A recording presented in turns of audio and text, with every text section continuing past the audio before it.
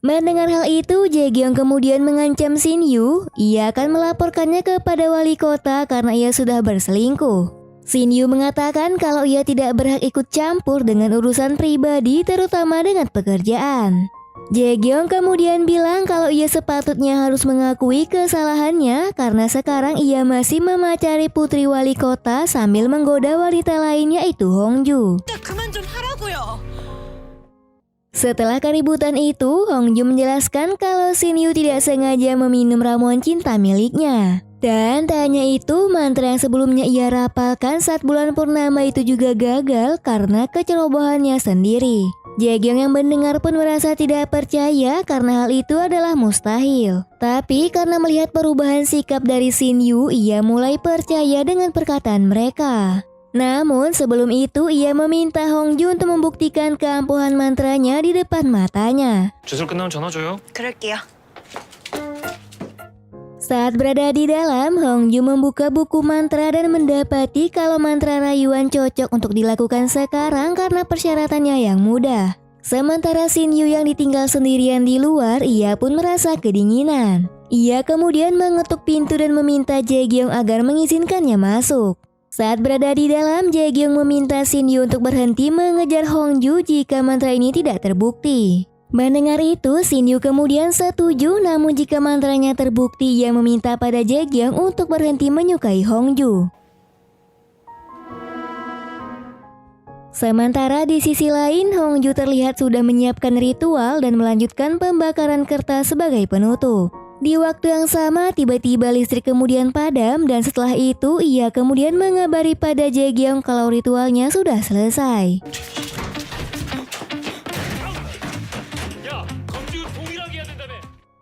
Kemudian Hongju bertanya apakah mereka berdua merasakan sesuatu yang berbeda. Dan ternyata Hongju merapalkan mantra kulit cerah yang dirapalkan untuknya sendiri. Shin Yu mencoba meyakinkan Jae-gyong kalau mantra tersebut telah bekerja hingga membuat Hongju terlihat lebih cantik. Jae-gyong merasa mantra itu tidak bekerja karena di wajah Hongju terdapat noda dan pipinya yang kembali kemerahan. 물론 자퇴가 거슬린다는 얘기는 아니야. 나도. Hongju kemudian meminta Shin Yu untuk berhenti merayu dan menegaskan kalau mantra ini tidak bekerja. Shin Yu yang merasa tidak terima, ia pun meminta Hongju untuk kembali merapalkan mantra yang lain. Jae-gyong kemudian memperingatkan Shin Yu untuk berhenti menyukai Hongju karena sekarang ia terlihat sangat menyedihkan. Mendengar perkataannya itu, Shin Yu kemudian pergi dan langsung meninggalkan mereka. 그래, 나 찌질하다. Keesokan harinya, Shin Yu pergi ke rumah sakit untuk memastikan apakah efek samping penyakit itu bisa membuatnya tiba-tiba menyukai seseorang. Shin Yu merasa bahwa apa yang dirasakannya itu adalah kerusakan otak hingga membuatnya tidak bisa berpikir jernih. Dokter menjelaskan kalau gejala yang ia rasakan itu seperti neural coupling. Ini adalah fenomena pikiran di mana otak pembicara sejalan dengan otak si pendengar. 우린 왜는 더 강렬하게 반응을 해. Setelah itu, Shin Yu kemudian meminta Hongju untuk mendatanginya. Ia mengatakan bahwa perilaku yang membuatnya jatuh cinta kepadanya itu sebenarnya bukan karena mantra tetapi neural coupling, yaitu kebingungan di otak. Shin Yu juga bilang kalau ia ingin mengakhiri semua ini karena akibat ulahnya ia menjadi kebingungan. 가짜 주제 어이없어. Saat Hongju akan pergi, ia kembali menelpon dan melihat kalau nama kontaknya itu bernama Groot. Shin Yu yang melihat namanya kemudian kesal karena ia tidak menamainya dengan namanya. Lalu ia kembali bertanya apa nama Jae-gyong yang ia simpan di ponselnya. 됐어요? 가버려. Setelah itu, Hongju kembali melanjutkan tugasnya mengurus tanaman di depan kantor balai kota. Tiba-tiba saja hujan turun hingga membasahi Hongju. Di waktu yang sama, Pak Na kemudian datang dan langsung memayungi Hongju dan mengajaknya untuk berteduh. Saat berjalan menuju gedung, tiba-tiba Pak Na langsung merangkul Hongju hingga membuatnya terkejut. Dengan santainya ia beralasan kalau ia takut Hongju akan basah kuyup. Lalu Hongju mengatakan kalau tindakannya ini sudah berlebihan. Untung saja ada seorang pria tua yang datang memberi payung. Kemudian Hongju memperingatkan Pak Na untuk berhenti memberikan perhatian karena ia merasa risih dengan kebaikannya. 좀 부담스러운 거. Setelah kejadian itu, manajer Yong mendatangi Shin Yu ke ruangannya. Dan ternyata ia ingin melaporkan bahwa salah satu stafnya telah dilecehkan oleh seseorang vendor pemeliharaan dan berencana untuk memutuskan kontrak dengannya. 한 신체 접촉도 있었대요. Dan untuk memastikannya, Shin Yu mendatangi Pak Na dan memperingatkannya untuk tidak melakukan kontak fisik dengan sembarangan wanita. Tak hanya itu saja, ia juga mengancam akan menggugatnya karena perbuatannya itu sudah keterlaluan. 참고하세요. Di tempat berbeda, Yeonju kembali mendatangi Kim Wook untuk membeli kapal miniatur yang ia jual kemarin dengan harga 2 juta won. Kim Wook mengatakan ia hanya membeli padanya senilai 200.000 won saja. Jika ia butuh, ia bisa mengambil tanpa harus menebusnya. Tak hanya itu, ia juga memberikan tiket festival untuk pergi bersamanya. Di malam harinya, setelah minum-minum dengan rekan kerjanya, Hongju kemudian mabuk berat. Di waktu yang sama, ternyata Shin Yu juga berada di sana dan langsung menghampirinya. Saat akan pulang, ia menghubungi ponsel Shin Yu dan memaksa untuk memberikan ponselnya. 내가 봐요. 딱 걸렸어. 그만해. Setelah dilihat, nama kontaknya itu adalah PNS rumah angker.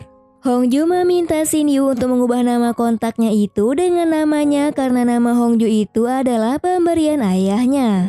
Hongju yang berniat akan pulang, ia kemudian tertidur di halte bus. Shin Yu yang merasa kasihan, ia kembali mengikuti dan mengatakan kalau ia sangat khawatir dengannya.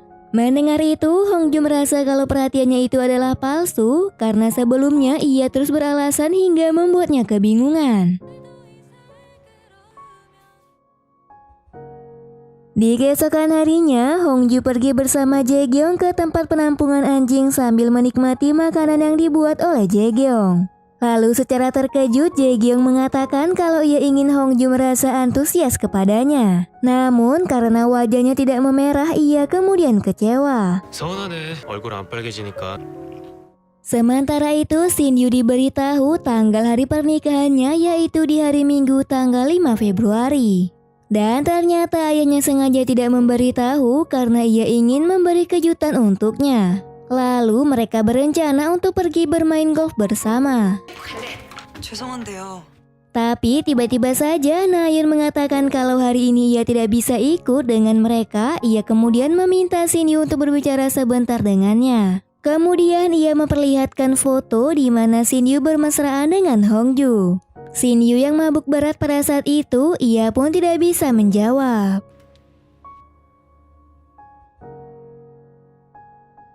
Di malam harinya, Nayeon menghampiri Hongju dan langsung menamparnya.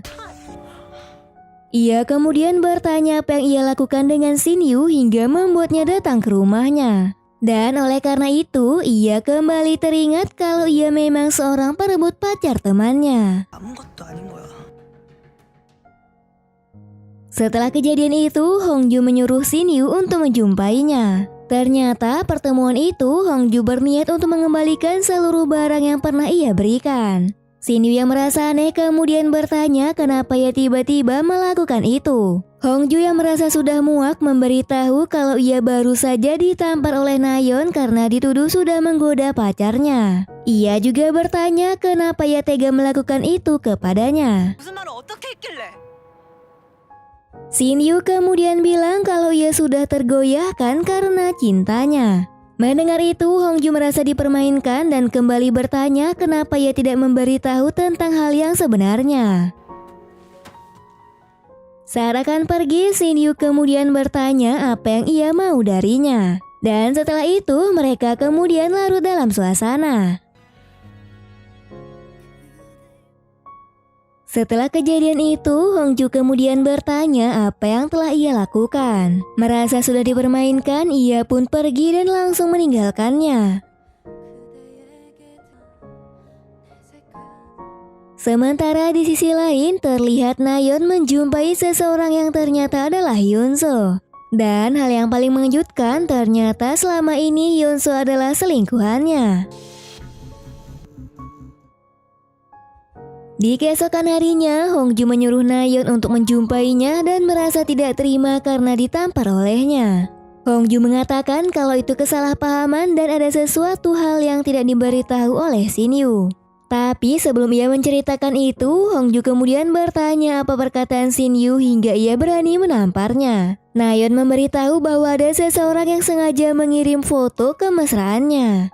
Namun ia berdalih kalau ia tidak tahu siapa pengirim gambar tersebut karena nomornya tidak terdaftar. Ia menyuruh Hongju untuk berhati-hati karena sekarang ia sedang diikuti. 너한테 스토커 붙었을 수도 있잖아. Sementara di sisi lain, Shin Yu yang kembali teringat dengan perkataan Nayeon. Ia kemudian berniat untuk melaporkan nomor tersebut kepada jaksa Han. 그거 너한테 붙었어? 그냥 좀 아는 사람한테.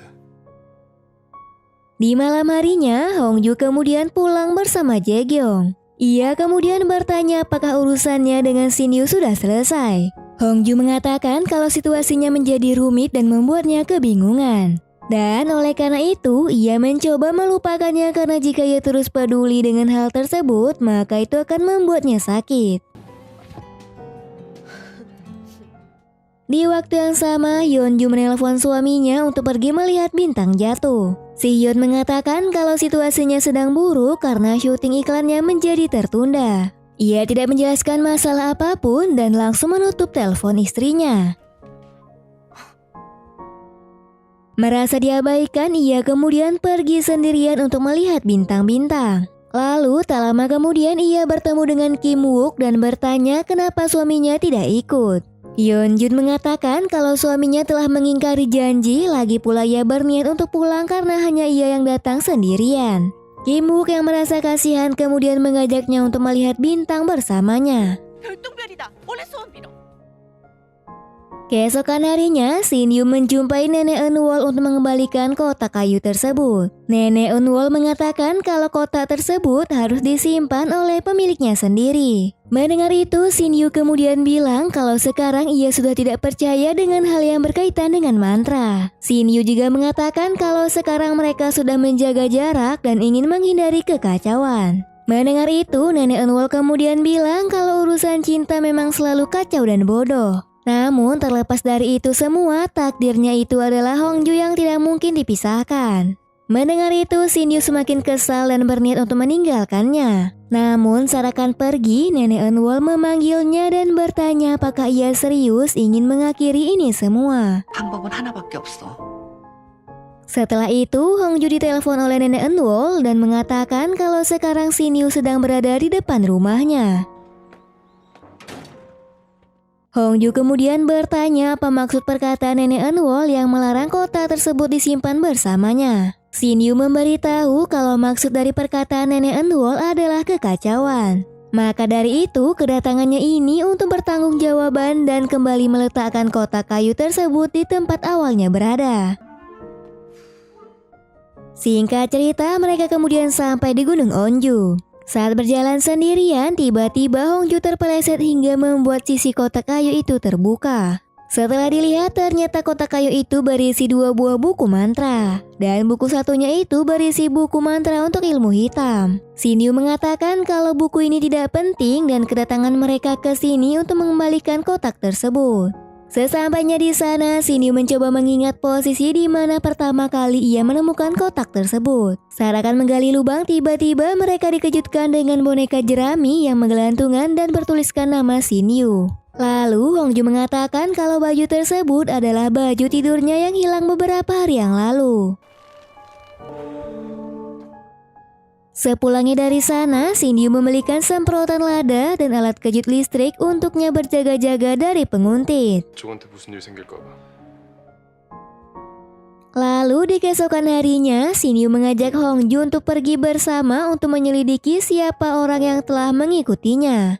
Setibanya di restoran, Hongju mengatakan kalau beberapa hari ini ia merasa aneh dengan sikap Pak Na. Dan ia menduga kalau penguntit itu adalah dirinya. Namun berbeda dengan Shin Yu, ia malah menuduh Jae-gyong karena ia dengan mudah bisa mengambil bajunya. Mendengar itu, Hongju langsung membela Jae-gyong dan merasa kalau ia tidak mungkin sejahat itu. Di malam harinya setelah berjalan seharian, Shin Yu kemudian mengantarkan Hongju pulang ke rumahnya. Ia meminta pada Hongju untuk tetap waspada dan jangan khawatir dengannya. Tak lama setelah itu, Jae-gyong kemudian sampai ke rumahnya. Shin Yu yang sudah dari tadi menunggu, ia kemudian bertanya kenapa kemarin ia tidak pulang. Jae Gyong menjawab kalau kemarin ia sedang melakukan perjalanan dinas bersama dengan wali kota. Shin Yu kemudian menyuruh Jae Gyong untuk memasang CCTV karena sebelumnya baju Hongju telah dicuri oleh seseorang. Jae Gyong yang mendengar itu kemudian merasa tertuduh dan mengatakan kalau ia jangan ikut campur dengan rumahnya. 알아서 할게. 넌 신경 꺼. Di malam itu, Shin Yu pergi mendatangi kebun milik Pak Na. Di situ ia melihat tumpukan jerami yang terlihat baru habis digunakan. Lalu ia menyelinap masuk dan berusaha membuka pintu. Tiba-tiba Pak Na kemudian menghampiri dan bertanya apa yang sedang ia lakukan. Shin Yu kemudian bertanya apa yang ia lakukan dengan jerami yang berada di pintu tersebut. Pak Na tidak menjawab dan langsung mendekatinya. Keesokan harinya, Hongju diberitahu kalau Shin Yu tidak masuk kerja karena sedang sakit. Lalu singkat cerita di malam harinya, Hongju pergi ke taman kota untuk melihat hiasan festival. Setelah ditinggal sendirian oleh petugas, tiba-tiba seluruh lampu taman menjadi padam. Tentu saja hal itu membuat Hongju merasa ketakutan dan berusaha pergi dari tempat tersebut.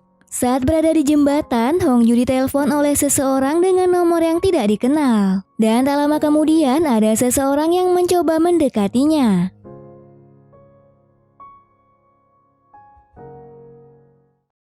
Hongju berusaha kabur dari kejaran orang tersebut. Di tengah ketakutannya itu, ia kemudian dikagetkan dengan kehadiran Jae Gyong yang langsung merangkulnya. 괜찮아요? Sementara itu, Shin Yu harus dibawa ke rumah sakit karena penyakitnya kembali kambuh. Ibunya kemudian memarahi mereka berdua karena tidak memberitahu kalau sebenarnya selama ini Shin Yu sakit parah. Mereka kemudian bilang kalau selama ini ia sengaja merahasiakan penyakitnya karena ia tak mau mengkhawatirkan ibunya. 혼자서 얼마나 힘들었을까. Sepulang ke rumah, Jae Gyong yang khawatir ia pun segera menemui Hongju. Hongju mengatakan kalau ia sedang berbaring karena merasa demam. Ia meminta tolong pada Jae Gyong untuk membelikan obat karena stok obat miliknya sudah habis. Namun anehnya, Jae Gyong bukan membawakan obat pereda demam, ia malah memberikan obat tidur. Seketika Hongju kembali teringat dengan perkataan Shin Yu bahwa ia curiga kalau pria penguntit itu adalah Jae Gyong. Kemudian ia menyuruh Jae Gyong untuk pulang saja karena ia sudah sedikit membaik. Keesokan harinya, Shin Yu akhirnya sadar setelah tertidur selama 2 hari. Sementara itu, Hongju terus menelpon dan mengirimkan pesan pada Shin Yu untuk menanyakan keadaannya. Terlihat Hongju sangat khawatir dan terus mengecek ponselnya hingga larut malam. Shin Yu kemudian membalas kalau ia sedang berada di rumah sakit. Saat itu ia sadar kalau selama ini Hongju telah mengkhawatirkannya. Kemudian ia menghampiri Hongju yang datang menemuinya. Hongju mengatakan kalau kedatangannya ini karena merasa khawatir dengan boneka kutukan saat berada di Gunung Onju kemarin. Ia juga berniat untuk mengambil kotak kayu kemarin untuk berjaga-jaga. Mendengar itu, Shin Yu mengatakan kalau ia sekarang masih sakit dan tak mau pulang karena ia ingin Hongju terus mencemaskannya. Di waktu yang sama, ada seseorang yang sengaja memotret kedekatan mereka dan kembali mengirim foto tersebut kepada Nayeon. 이제 사진 그만 찍으셔도 될 것 같아요. Setelah mengambil salah satu buku mantra, Hongju kemudian mendapati kalau Shin Yu sakit karena boneka tersebut. Tanpa berpikir panjang, Hongju kemudian memutuskan untuk kembali merapalkan mantranya. Sementara di sisi lain, terlihat Nayeon mendatangi Pak Na dan memberikan baju milik Hongju. Dan ternyata selama ini orang penguntit itu adalah Pak Na yang diperintahkan oleh Nayeon. Mereka terlihat merencanakan sesuatu dan berniat jahat untuk mencelakai Hongju dan juga Shin Yu. 부닥치고 협조나 해. 미쳤어. Singkat cerita, festival kembang api pun akhirnya digelar. Saat itu, wali kota menyambut para pengunjung dan berterima kasih karena sudah berhadir. Di tengah gemerlapan kembang api, tiba-tiba Shin Yu mendatangi Hongju yang terlihat sangat mengkhawatirkannya. Shin Yu menghampiri Hongju dan langsung memeluknya. 사랑해. Kemudian Hongju bertanya apa maksud ia menyatakan cinta yang mendadak seperti itu.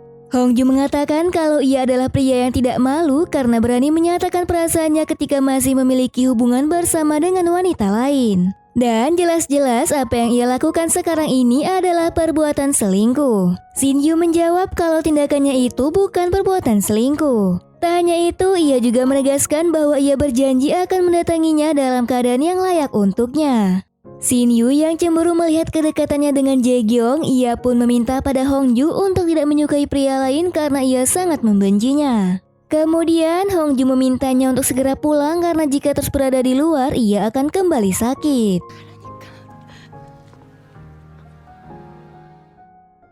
Namun ternyata Shin Yu tidak langsung pulang dan pergi menjumpai Nenek Enwol. Di sana Nenek Enwol mengatakan kalau ia telah bereinkarnasi setelah sekian lama. Maka dari itu ia meminta pada Shin Yu untuk hidup sesuai takdir yang telah ia temui. 미련도 남지 않게.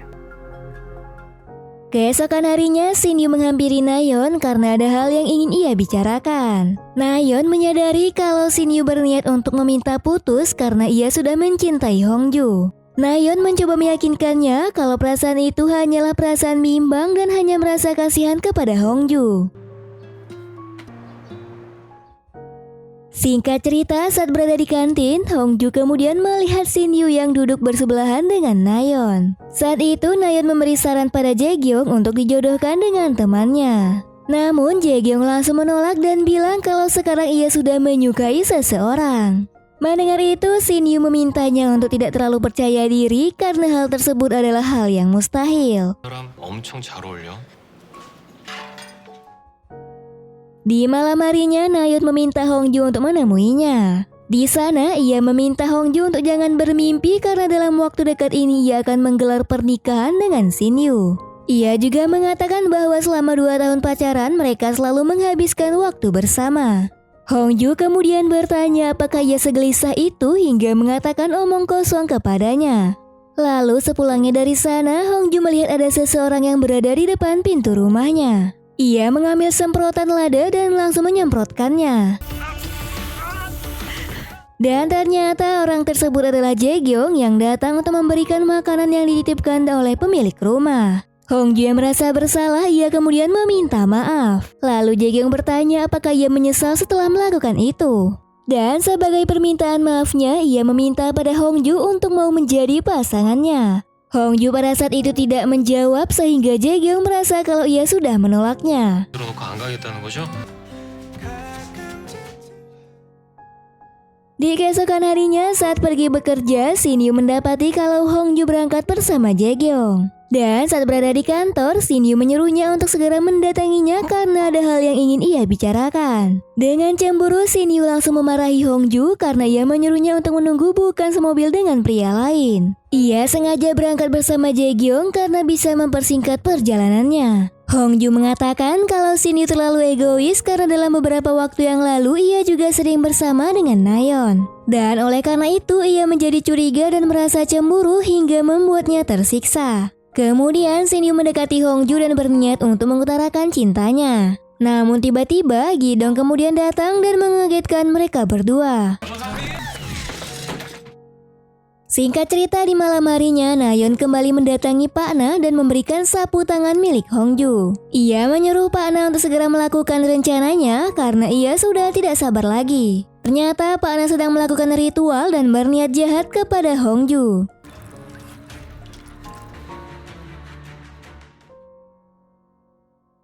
Di keesokan harinya, Shin Yu kembali menyuruh Hongju untuk segera menjumpainya. Tak lama setelah itu, ternyata yang datang adalah Nayeon. Dan setelah kejadian itu, ia langsung menjumpai ayahnya dan meminta tolong untuk segera memutasi Hongju ke tempat lain. Kemudian, Jae Gyong menghampiri Shin Yu dan memberitahu kalau Hongju akan dimutasi karena ulahnya yang tidak menjaga sikap antar pegawai. Mendengar itu, Shin Yu kemudian memintanya untuk tidak usah ikut campur karena masalah ini akan ia atasi. Saat akan menghampiri wali kota, Shin Yu langsung menarik Hongju dan mengajaknya pergi ke suatu tempat. Saat berada di sana, Shin Yu memberitahu kalau selama ini ia telah membuat perjanjian dan berpura-pura pacaran dengan Nayeon. Setelah konstruksi itu rampung, maka mereka akan putus dan berpisah. Namun karena permasalahan ini sudah kelewatan, maka ia akan memihak kepadanya secara terbuka. Hongju mengatakan jika ia melakukan itu, maka sesuatu yang buruk akan menimpa mereka berdua. Namun Shin Yu pada saat itu tidak peduli dan meminta Hongju untuk menyatakan perasaannya agar ia bisa menentukan langkahnya. Hongju mengatakan dalam beberapa waktu terakhir ia sering merasakan cinta seperti sejak lama.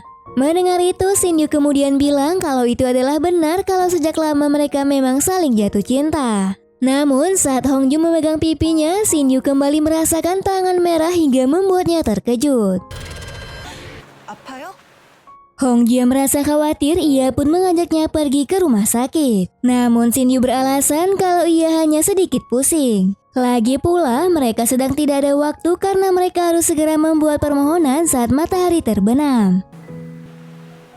Di saat sedang melakukan permohonan, Shin Yu langsung memeluk Hongju dengan mesra hingga membuatnya salah tingkah. Sementara di sisi lain, Jae Kyung mendatangi ruang kerja Hongju dan menyesal karena telah memberitahu pada Shin Yu padahal ia bisa menyelesaikan masalah tersebut. Di waktu yang sama, Nayeon menjumpainya dan bertanya apakah wanita yang ia sukai itu adalah Hongju. Jae Kyung terlihat kesal dan menyadari jika Hongju dimutasi karena ulahnya sebagai anak wali kota. 팔꿈 치밀하게 하든가. Keesokan harinya, Shin Yu dan Hongju pergi ke dermaga untuk melihat matahari terbit. Namun saat akan pulang, mereka dikagetkan dengan Jae Kyung yang juga berada di sana. Melihat kemesraan mereka, Jae Kyung terlihat sangat cemburu. Situasinya pun seketika berubah menjadi canggung. Kemudian Hongju mengajak Jae Kyung untuk ikut makan bersama. Saat berada di rumahnya, Shin Yu menyuruh mereka berdua untuk duduk saja karena ia akan memasakkan makanan untuk mereka berdua. Walaupun ia tidak pernah memasak, namun ia pasti bisa jika mencobanya. Jae Kyung menyuruh Shin Yu untuk melihat resep agar bahan makanannya itu tidak mubazir. Saat sedang memasak, Shin Yu dibuat tidak fokus karena Jae Kyung mencoba menggoda Hongju dengan foto pemandangan yang ia ambil. 우와, 사진 진짜 잘 찍으신다. Melihat kedekatan mereka, Shin Yu langsung menyuruh Jae Kyung untuk memasak karena ia tidak pandai memasak. Setelah itu, Hongju mengatakan jika masakan yang ia buat itu adalah makanan terenak yang pernah ia coba. Mendengar itu, Jae Kyung langsung menggoda Hongju dengan mengatakan kalau ucapannya itu sangat manis. 맞아.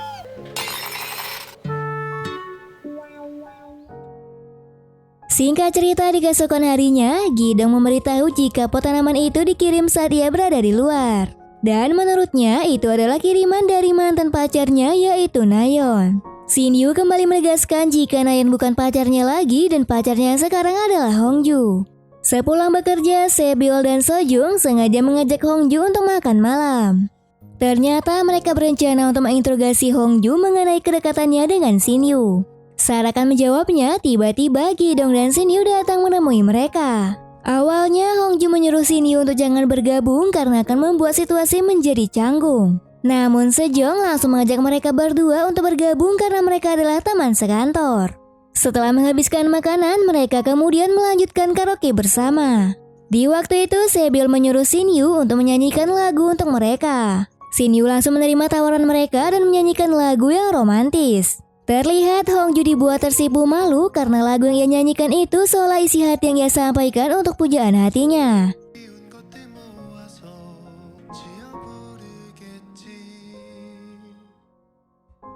Setelah itu, Shin Yu mengantarkan Hongju pulang ke rumahnya. Hongju menyuruhnya untuk segera pulang karena sudah larut malam. Tetapi Shin Yu terlihat tak ingin pulang dan terus mengulur waktu. Ia menyuruh Hongju untuk memberi kecupan perpisahan agar ia bisa pulang dengan tenang. Saat akan masuk, Hongju dikagetkan dengan Jae Kyung yang menunggu di depan pintu pagar. Ia merasa tidak percaya dengan apa yang ia lihat barusan. Dalam keadaan mabuk, Jae Kyung kemudian bertanya apakah ia benar-benar menyukainya. Ia merasa telah dikhianati dan mengatakan kalau mereka sama sekali tidak cocok.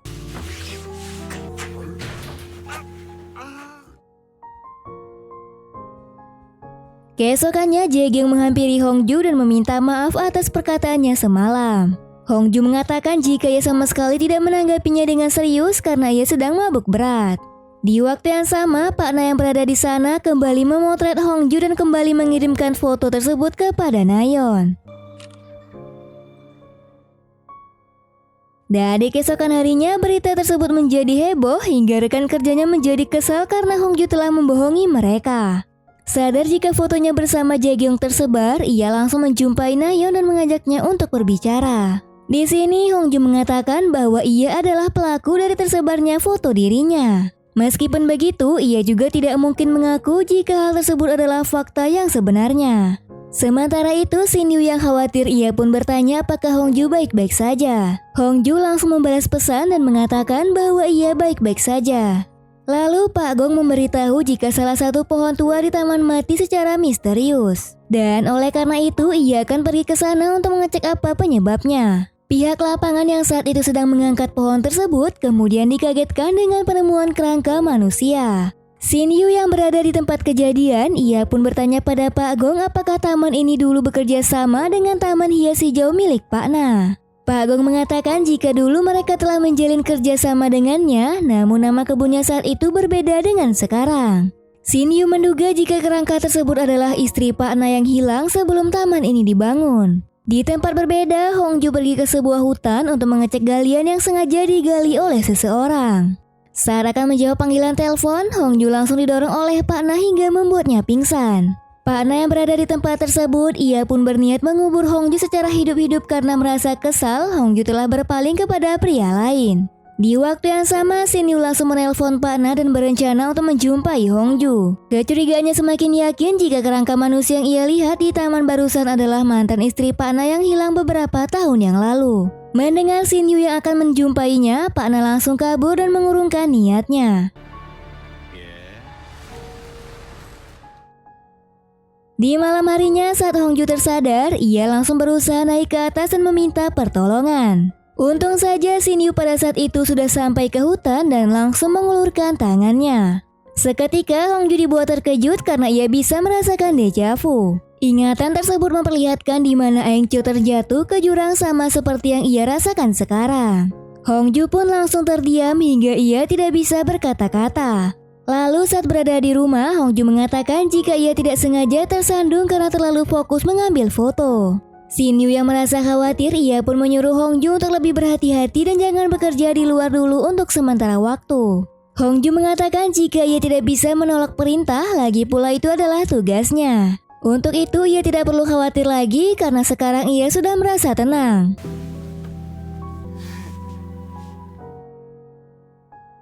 Di keesokan harinya, Pak Gong memberitahu jika jasad wanita yang ditemukan di taman adalah istri dari Pak Na yang hilang selama 5 tahun yang lalu. Laporan ini ia dapati dari Shin Yu yang curiga di mana pada waktu itu Pak Na terlibat dalam pembangunan taman kota. Meskipun masuk akal, namun mereka belum bisa menuduhnya karena jasad tersebut masih dalam penyelidikan. Kemudian Hongju melanjutkan tugasnya dan pergi ke sebuah swalayan untuk memeriksa CCTV.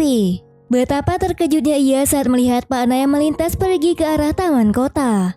Dan karena hal tersebut ia menjadi semakin yakin dan langsung pergi ke kebun miliknya. Di sana ia kemudian dikejutkan dengan kedatangan Shin Yu. Shin Yu langsung memarahi Hongju karena ia sudah membohonginya saat terjatuh di lubang kemarin. Ia merasa sangat khawatir jika hal buruk bisa menimpanya karena beberapa hari yang lalu mereka dikejutkan dengan penemuan mayat yang berada di taman kota. Dan menurut dugaannya, Pak Na mungkin saja adalah pelaku pembunuhan dari jasad wanita tersebut. Dan oleh karena itu, seharusnya Hongju selalu memberi kabar kepadanya dan selalu berada di sisinya karena ia adalah wanita yang sangat ia cintai. Mendengar itu, Hongju langsung tersipu malu dan berjanji tak akan membohonginya lagi. Lalu Shin Yu mengajaknya pergi karena Pak Na tidak berada di kebunnya. Ternyata percakapan mereka sedang dipantau oleh Pak Na yang sedang bersembunyi di suatu tempat. Di suatu malam, Shin Yu diajak makan malam oleh ayahnya dan juga wali kota. Ternyata mereka sedang membahas tentang kelanjutan pernikahan antara Shin Yu dan Nayeon. Yoon Hak mengatakan jika ia bisa saja membatalkan pernikahannya, namun Nayeon terus melarangnya karena ia masih mencintainya. Mendengar itu, Shin Yu menjawab jika ia tidak bisa menentukannya sekarang dan akan segera ia bereskan. 보고 있습니다. Lalu ia pergi ke sebuah restoran dan menyuruh Nayeon untuk menjumpainya. Awalnya Nayeon mengira jika Shin Yu sengaja mengajaknya dinner untuk balikan. Namun ternyata ia telah mengatur rencana dan mempertemukannya dengan Yoon So. Tentu saja hal itu sangat membuatnya terkejut. Lalu Nayeon berpura-pura tidak mengenalinya dan bertanya apa maksud kedatangannya. Namun usahanya itu gagal karena Hyunsoo menyuruhnya untuk diam karena kebohongannya sudah diketahui oleh Shin Yu. 되게 잘 어울려. Lalu di keesokan harinya, Jaekyung dipanggil oleh Yoonhak. Ia menyuruh Jaekyung untuk mengganti kerjasama pembangunan ke perusahaan Haum. Mendengar itu, Jaekyung menyadari jika permintaannya itu adalah semata-mata karena ulah Shin Yu. Tak hanya itu, ia juga memberitahu jika tender yang sekarang sudah berjalan dan jika dibatalkan maka akan memicu masalah yang besar. Namun Yoonhak sama sekali tidak peduli dan menyuruhnya untuk patuh dan mewujudkan apa permintaannya. Selain itu, ia juga memberitahu jika mereka bekerja sama dengan pihak HM, maka mereka akan memperoleh keuntungan hingga 30 miliar won. Jika rencana ini berhasil, maka Jaekyung akan mendapatkan imbalan dari keuntungan tersebut. 그 중에 네 몫은 없을 것 같아? Singkat cerita, di malam harinya, Hongju mendatangi Shin Yu dalam keadaan mabuk. Melihat kondisinya yang mabuk berat, Shin Yu berniat pergi ke swalayan untuk membeli minuman penghilang pengar. Lalu Hongju langsung menarik tangan Shin Yu dan memintanya untuk terus berada di sisinya. Setelah itu, Shin Yu mengajaknya tidur sambil memandangi wajah Hongju hingga membuatnya tertidur. Hongju yang terbangun langsung memegang pipi Shin Yu hingga membuatnya terbayang dengan ingatannya di masa lalu. Dan di keesokan paginya, Hongju ternyata telah pergi meninggalkan Shin Yu. Karena merasa cemas, ia pun menjumpai Hongju yang ternyata ia baru menjumpai nenek Eunwol. Lalu Hongju mengajak Shin Yu pergi ke sebuah gunung salju untuk membicarakan suatu hal. Dan saat berada di sana, Shin Yu mengatakan jika hari ini adalah ulang tahun ayahnya. Dan oleh karena itu, ia mengajaknya untuk ikut karena telah diundang oleh orang tuanya. Secara terkejut, Hongju langsung menolak ajakannya karena ada suatu hal yang mengganggu pikirannya. Saat bersama nenek Eunwol tadi, ia menceritakan jika leluhurnya yang bernama Mujin adalah pelaku yang membunuh Aingcho atau dirinya. Dan karena perbuatannya tersebut, ia mendapatkan sebuah kutukan hingga keturunannya sekarang. Tangan merah yang selalu membayanginya itu adalah tangannya setiap saat membelai pipinya. Karma ini sangat kuat hingga bisa kembali mempertemukannya. Hongju juga memberitahu jika ingatan tersebut terus menghantui hingga membuatnya seolah berada di zaman tersebut. Salah satu ingatannya itu memperlihatkan Mujin atau leluhur Shin Yu yang sengaja mendekatinya hanya semata-mata untuk merebut buku mantra miliknya. Akibat perbuatannya itu, Mujin atau leluhur Shin Yu pada akhirnya mendapatkan kutukan hingga ke generasi sekarang. Hongju tersadar jika kutukan Shin Yu berasal darinya. Ia mencoba untuk berpikir jernih karena saat ini ia telah mencintainya. Nenek Eunwol memperingatkan jika mereka tidak bisa saling jatuh cinta karena karma masa lalu yang kembali mempertemukan mereka. Ia juga mengatakan pada Hongju untuk mencari jalan keluar karena hanya dirinya lah yang mengetahuinya. Di keesokan harinya, Sebyol dan Sojong menyuruh Hongju untuk membuat pesta di rumahnya. Ternyata mereka sudah mengetahui jika Jaekyung serumah dengan Hongju. Dan oleh karena itu, mereka memiliki rencana hanya semata-mata untuk berjumpa dengan Jaekyung. Awalnya Hongju merasa keberatan, namun karena terus dipaksa, ia pun akhirnya setuju. Sementara Shin Yu yang berada di rumah, ia pun ditanya oleh ayahnya kenapa pacarnya tidak datang di hari ulang tahunnya. Ibunya mengatakan jika pacarnya itu mungkin sedang sibuk dan lembur bekerja. Ia kemudian menyuruh Shin Yu untuk mengantarkan makanan kepada pacarnya karena tidak bisa berhadir. Ayahnya yakin jika pacarnya tidak bisa datang karena ada suatu masalah di antara mereka. Mendengar itu, Shin Yu langsung mengelak dan bilang kalau masalah itu adalah urusan pekerjaannya. Lalu ayahnya menyuruh Shin Yu untuk tidak perlu cemas dan fokus dengan hubungan pacarnya agar bisa bertemu dengannya. Setelah itu, Shin Yu menghampiri Hongju sambil membawakan makanan yang diberikan oleh ibunya. Hongju menyuruh Shin Yu untuk berhenti menjumpainya karena hubungan ini akan terus membawa sial untuk masing-masing mereka. Tak hanya itu, ia juga mengembalikan gelang dari pemberiannya dan menyuruh Shin Yu untuk kembali menjaga jarak dan tak saling bertemu agar ia bisa kembali membaik. Mendengar itu, Shin Yu merasa sedih dan meminta Hongju untuk kembali bertemu dengannya jika hal tersebut tidak berhasil. Di keesokan malamnya, Sebyol dan Sujong mendatangi rumah Hongju untuk merayakan pesta pindah rumah. Hongju saat itu sudah memasak makanan untuk menyambut mereka. Tak mau kalah, Sebyol juga membawakan anggur milik pamannya yang khusus diberikan kepada Jaekyung. 제가 알아서 먹겠습니다.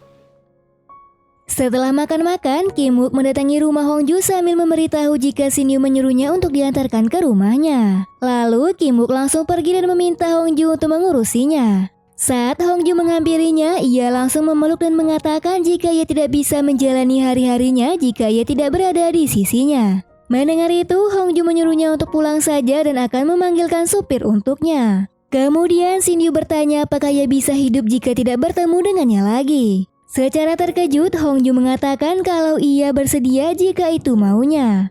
Mendengar itu, Shin Yu mencoba untuk mengerti dan menerima keputusannya. Hongju ternyata sangat mencintai Shin Yu, namun ia tidak bisa berbuat apa-apa. Jaegyong yang mendengar pembicaraan mereka, ia memberi saran kepada Hongju untuk jangan menghindari Shin Yu jika ia telah mencintainya. Lalu Hongju memberitahu jika ia sengaja melakukan ini hanya semata-mata untuk membuat Shin Yu pulih. Sebagai tetangga yang baik, Jaegyong memberi saran jika menjadi Shin Yu, maka ia tetap ingin terus berada di sisinya bagaimanapun caranya. Di keesokan harinya, Gi-dong yang berada di ruang Shin Yu, ia pun dikagetkan dengan lumuran darah yang berasal dari pot tanaman yang dikirimkan oleh Nayeon. Lalu mereka kemudian membongkar pot tersebut dan menemukan kemeja dan sapu tangan milik Hongju. Shin Yu langsung menghampiri Hongju dan bertanya apakah sapu tangan miliknya telah hilang. Hongju memberitahu jika sebelumnya ia bertemu dengan Nayeon dan sepertinya sapu tangan tersebut tertinggal di sana. Tak hanya itu, ia juga bertanya apakah sebelumnya ia bertemu dengan Pak Na. Hongju menjawab jika ia tidak ada bertemu dengannya. Hongju yang merasa kebingungan, ia pun kembali bertanya apakah telah terjadi sesuatu. Shin Yu tidak memberitahu tentang temuan barusan dan mengatakan jika ia hanya mencemaskan dirinya. Mendengar itu, Hongju menyuruh Shin Yu untuk tidak perlu mencemaskannya, lagi pula sekarang ia sering membawa senjata pertahanan diri yang diberikan olehnya. Setelah mendapatkan informasi, Shin Yu langsung menemui Nayeon. Di sana ia memperlihatkan bukti temuan dan bertanya kenapa kemeja dan sarung tangan milik Hongju bisa berada di pot tanaman pemberiannya. Awalnya Nayeon terus mengelak dan mengatakan jika ia tidak pernah mengirimkan pot kepadanya. Shin Yu bertanya apakah penguntit yang sering mengikuti Hongju itu adalah dirinya. Lalu Nayeon mengatakan jika penguntit itulah yang pertama kali mendekatinya. Awalnya ia sering membututi Hongju dan memotretnya. Lalu saat ia mengetahui jika Shin Yu adalah pacarnya, ia jadi sering mengirimi foto tersebut untuk merusak hubungan mereka. Karena tidak bisa menghindar lagi, Nayeon kemudian mengaku jika kemeja dan sapu tangan milik Hongju sengaja diambil karena mendapatkan ancaman dari pria tersebut. Kemudian Shin Yu memperingatkannya untuk berhenti dan menyuruhnya untuk menjaga nama baik ayahnya karena itu bisa saja hilang akibat perbuatannya ini. Sementara itu, Jaegyong yang sering dinas keluar kota, ia dikejutkan dengan kedatangan Pak Na ke rumahnya. Lalu ia langsung menelpon Shin Yu dan memberitahu jika Pak Na sedang mendatangi Hongju. Tak hanya itu, Jaegyong juga menelpon Hongju dan memberitahu jika Pak Na sedang berada di sekitar rumahnya. Ia juga sudah melaporkan kepada polisi namun membutuhkan waktu untuk pergi ke sana. Ia meminta Hongju untuk mengunci pintu dan jangan keluar rumah karena sekarang ia mencoba masuk ke kamarnya. Saat akan menutup jendela, ia pun dikagetkan dengan kedatangan Pak Na yang langsung menarik bajunya. Pak Na kemudian bertanya kenapa semenjak kehadiran Shin Yu, ia sering menghindar dan tak lagi akrab dengannya. Hongju mengatakan jika ia tidak pernah merasa akrab dan itu hanya sebatas pekerjaan. 년들이 제일 나빠. Untung saja polisi dan Shin Yu akhirnya sampai di sana. Pak polisi menyuruh Shin Yu untuk menemani Hongju karena ia sangat trauma atas kejadian tersebut. Shin Yu langsung menyuruhnya untuk segera mengemasi barang-barangnya dan menginap di rumahnya. Ia tidak bisa memberi waktu lagi dan menyuruh Hongju untuk menuruti perkataannya karena hari ini adalah hari terakhir ia berpisah dengannya. Sesampainya di sana, Shin Yu menyuruh Hongju untuk menunggu sebentar karena ia akan membelikan obat penenang. Namun Hongju meminta Shin Yu untuk jangan pergi karena ia takut jika ditinggal sendirian. Lalu Shin Yu langsung memeluk dan mengatakan kalau ia sangat merindukannya. Ia juga berjanji akan segera kembali dan menyuruhnya tidak perlu khawatir karena ia akan aman di sini. 하지 마. 다녀올게. Kemudian Shin Yu pergi ke parkir bawah tanah dan menyadari jika Pak Na sudah sampai ke tempatnya. Ia langsung menelpon Pak Na dan memberitahu jika ia sudah berada di dalam lift dan sedang menuju ke kamarnya. Mendengar hal itu, Shin Yu segera berlari untuk menyelamatkan Hongju. Sementara itu, Hongyu dikagetkan dengan bunyi bel namun tidak ada satupun orang yang berada di depan pintu. Lalu ia mencoba menelpon Shin Yu dan mendengar jika ponsel tersebut berada di dalam tangga darurat. Betapa terkejutnya Hongju saat ia melihat Shin Yu yang berlumuran darah dan tak sadarkan diri.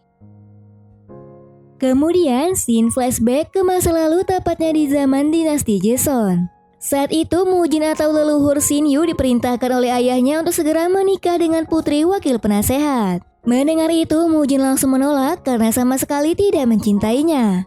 Ayahnya sadar jika Mujin telah mencintai Aengcho dan ia pun menentang hubungan mereka. Jika ia tidak berhasil mengambil hati putri wali kota, maka ia tidak segan akan menghabisi dukun tersebut. Mendengar ancaman itu, Mujin langsung menghampiri Aengcho dan memintanya untuk kabur bersamanya. Jelas Aengcho langsung menolak dan mengatakan jika ramalan masa depannya itu berakhir tidak bahagia karena tak ada tempat untuknya. Aengcho meminta Mujin untuk tidak melawan takdirnya karena begitulah yang akan terjadi.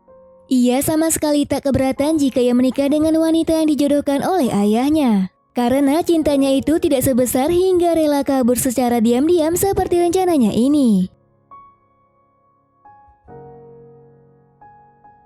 Suatu ketika, Aengcho dipanggil ke istana untuk mengutuk putra mahkota sekarang karena Selirjung ingin putranya menggantikan posisi anak tersebut. Aengcho mengatakan jika mantra ilmu hitam ini akan berakibat fatal dan berdampak kepadanya. Selirjung menyuruh Aengcho untuk segera memutuskan apakah dampak tersebut dialihkan kepadanya atau kepada Mujin. Di tempat berbeda, putra mahkota yang sekarang tiba-tiba mengeluarkan darah dari mulutnya hingga membuatnya kesakitan. Dan di keesokan harinya, Aengcho dibawa ke istana dan dituduh sebagai pelaku atas kejadian tersebut. Aengcho mengatakan jika bukan dirinya yang mengutuk putra mahkota. Ia memberitahu jika penyebab anak itu muntah darah adalah perbuatan salah satu pengkhianat di kerajaan. Namun, Aengcho mengatakan jika ia terbunuh oleh mereka maka tak lama ia akan mati secara tragis hingga turun-temurun. Mendengar perkataannya, ia menjadi ketakutan dan tak jadi menghabisinya. Lalu, ia menyuruh pengawalnya untuk mengurung Aengcho di sumur tua yang berada di tengah hutan. Dan ternyata pelaku yang mengutuk putra mahkota adalah Selirjung yang menyuruh salah satu dukun dengan mengkambing hitamkan Aengcho. Di malam harinya, Mujin mendatangi Aengcho dan berusaha untuk menyelamatkannya. Ia membawanya pulang ke rumah dan langsung mengobatinya. Mujin sadar jika mantra ilmu hitam tersebut telah berdampak ke tubuhnya. Lalu ia menyuruh Aengcho untuk segera menyerahkan buku mantranya agar ia bisa kabur dengannya. Tetapi Aengcho merasa keberatan karena jika ia memberikan buku tersebut maka mereka akan menyalahgunakannya. Di keesokan harinya, Mujin membawa kabur buku tersebut dan berniat untuk menyerahkannya. Namun saat berada di perjalanan, ia diserang oleh pengawal istana dan memberitahu jika ia akan menangkap Aengcho untuk dieksekusi dengan menggoyahkan tubuhnya dengan ditarik oleh kerbau. Menurutnya jika kerbau yang membunuhnya, maka kutukan tersebut akan dialihkan kepada kerbau. Mendengar itu, Mujin terlihat sangat kesal dan langsung menyerang mereka semua. Sementara itu, Aengcho pergi mendatangi Mujin dengan tertatih-tatih. Hingga pada akhirnya, keberadaannya pun sudah diketahui oleh para tentara kerajaan dan berniat untuk membunuhnya. Mujin kemudian datang dan menyuruh mereka untuk menyerahkan Aengcho kepadanya karena ia sendiri yang akan menghabisinya. Mujin langsung menikam Aengcho dan mengatakan jika ia tidak ada pilihan lain. Mujin berharap jika ia hidup di kehidupan selanjutnya, ia meminta pada Aengcho untuk hidup bahagia bersamanya. Shin kemudian kembali ke masa sekarang. Untung saja saat itu Shin Yu berhasil diselamatkan.